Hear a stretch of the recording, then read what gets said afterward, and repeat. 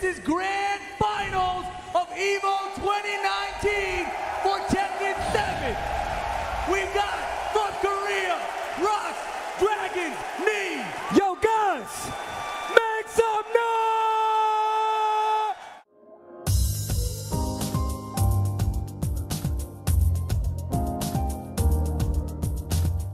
I wanted to go back and watch the EVO moments that really got me into fighting games, and that is the 2019 EVO. It's Grand Finals of Tekken 7, as well as Grand Finals of Street Fighter 5. Tekken 7, I had never watched a fighting game, never played one, and I definitely had never watched Tekken 7 or known anything about it, but I did hear the storyline between Nee and Arslan Ash. Nee being like the best Tekken player to ever live. He, you know, very uncontested player, undisputed champion, and Arslan Ash winning EVO Japan and coming out of a region that seemingly had been unknown to the Tekken world, right? And just winning EVO Japan and winning everything else, right? Being a very strong player from an unknown region.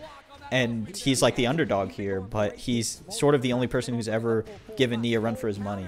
So this was a great storyline to follow, even if you had no idea what was going on. And that's what me and a lot of my friends did. A lot of my friends who played League of Legends did, right? We ended up playing Tekken because of this. I ended up buying Tekken and Street Fighter 5 because of this, because I figured I might as well give them both a shot at the time. But this game, yeah, this set, I guess, kind of means a lot to me in hindsight. Just seeing somebody who is unknown to the Tekken world just come out and beat a champion was like kind of inspiring almost, or kind of motivating for me to like pick up fighting games. Like, oh, anybody, not anybody can do it, right? Not like that, but anybody can really learn, and you don't have to have played for 20 years to be the best.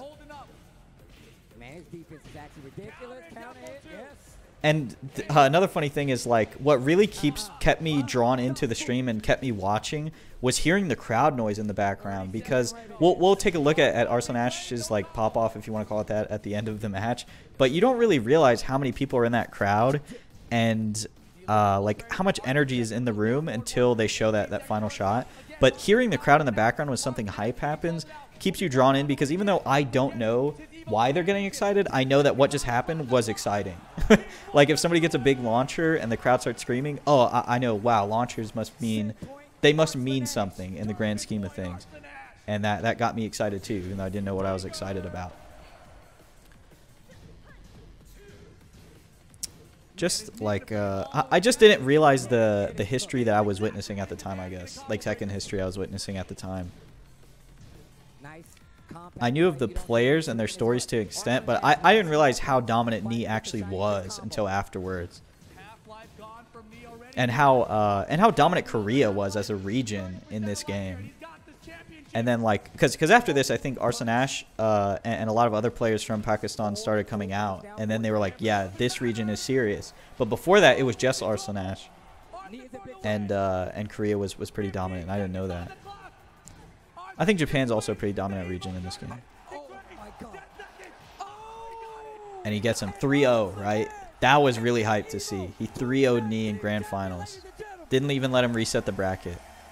And that right, I get chills seeing it even right now. But whenever he stands up and he turns to the crowd and the camera pans, and there's like thousands and thousands of people in this arena watching these two guys play a game, that's what really like cemented it for me, where I was like, yes, I'm going to buy this game, or I'm going to buy whatever game they're playing, and I'm going to play it because I want to be a part of this. Everybody looks so excited. Everybody looks so passionate. I've never seen, if you ever watch this, or if it showed, I don't remember if it did, but whenever Nee beats Arslan Ash and it's 2-1 and then he makes it 2-2, it pans to the crowd and there's a guy like biting his finger and looking back at the crowd and just standing up and holding their heads. And like they are emotionally invested in this game. They're mostly invested in the set that they're not even playing in.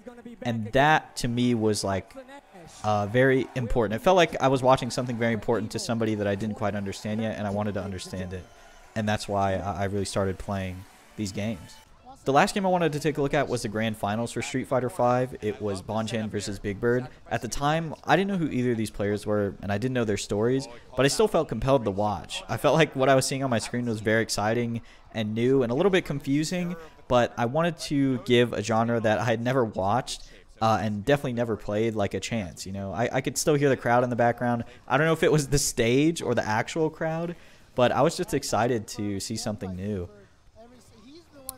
Also, I didn't realize that Karen and Rashid were like running this game for the past few seasons at this point.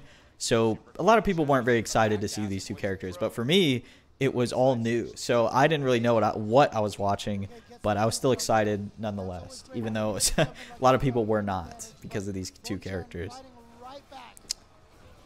And then after this, I think I ended up buying Street Fighter V and I bought Tekken 7. I know I bought them both around this time after watching this. I can't remember which one I played first. I think I played Tekken 7 first. And then I ended up on Street Fighter V somehow. But Bonchan's performance here is really what made me pick Karen as my main character for so long. I didn't even know who Punk was because this was the only set that I'd ever watched. So I saw this and I said that character looked pretty cool. And I got on the game and I started playing her because I had her unlocked already. I didn't have most of the DLC yet, but she wasn't DLC. So I tried her out. And yeah, that's the one that stuck. And Bonchan was who I watched a lot to learn about Karen until I found Punk. And then I started watching both of them, right? Because Punk, I think Punk is the better Karen player, but the way Bonchan plays was a little more similar to how I wanted to play. A little bit more patient and a little bit, I'd say less aggressive than Punk. But ultimately, I started playing a lot more like Punk. I think he's more solid fundamentally. He plays Street Fighter V a lot better, I guess you could say. I remember going back after this set too, and watching Bonchan versus I think Alex Valle, and just some old like stuff about Bonchan because he was the only player that I really knew, and he played the character that I liked. I wasn't really enthralled with Rashid. I didn't even really give him a shot, to be honest with you. I don't know why. I don't know why. I also didn't understand the concept of like bracket resets and how grand finals work in general. So when I saw the L next to Big Bird's name, I didn't understand why they put that there. Like he had already lost, so I didn't understand why it was there, and that this was like very important that he wins this game right here to reset the bracket and continue, you know, his tournament life. Bonchan is doing it. He's making the comeback here. He was down 0-2. I didn't understand that either whenever James Chen said they was making a comeback. I didn't realize that he was down 0-2 before this because I really did not pay attention to much besides what was on the screen. I was like, he just perfected him. How is he making a comeback? It didn't make any sense to me, but I realized now what he meant. Man, seeing that stage is surreal for the first time. Like, I mean, I've never been to Evo, right? But even seeing the stage on stream is surreal to see that many people just watching fighting games in a venue. In a venue like MGM. I think it's MGM, right? MGM Grand.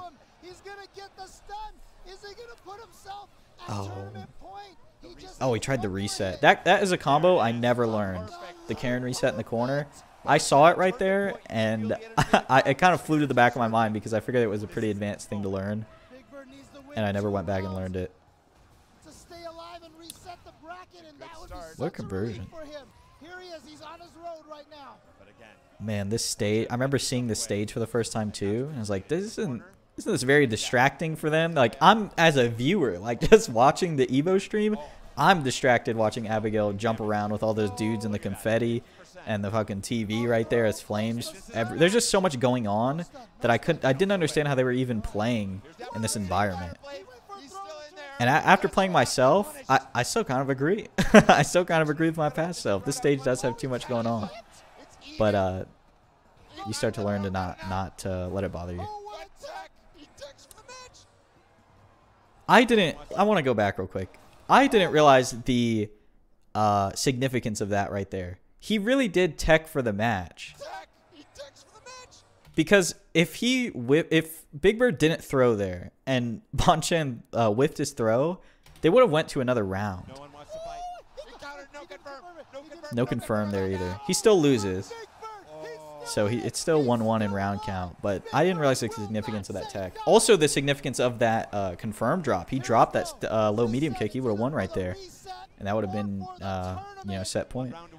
You can't do that anymore on Karen either. That sweep he did, if you do that, you get punished for it now. They changed that.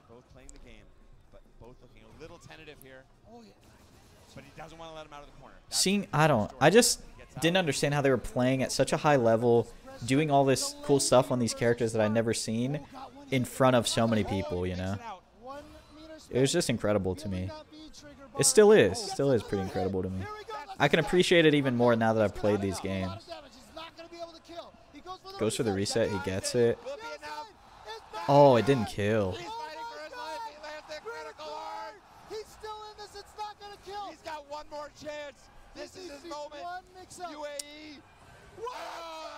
Jump back medium kick. I think they flashed the wrong name here, don't they? Yeah. They flashed Infectious's name on accident. I don't even know how that happens. And then Bonchen didn't get his name up there. Damn. Oh, man. You can see how big of a win it is and how big of a loss it is for Big Bird. And how many people in the crowd are getting hyped, dude. Man, this was crazy to see. Crazy to see for the, for the first time. But anyways, that's going to be it for me today. If you enjoyed this one, consider subscribing. And thank you so much for watching.